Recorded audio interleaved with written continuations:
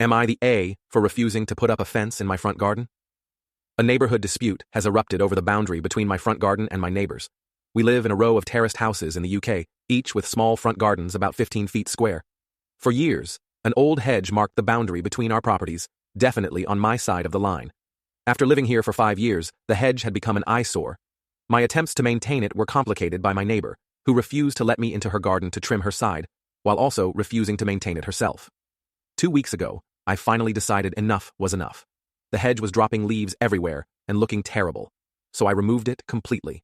This decision sparked an unexpected confrontation with my neighbor. She stormed over, claiming the hedge was the only thing marking our property line. This isn't true at all.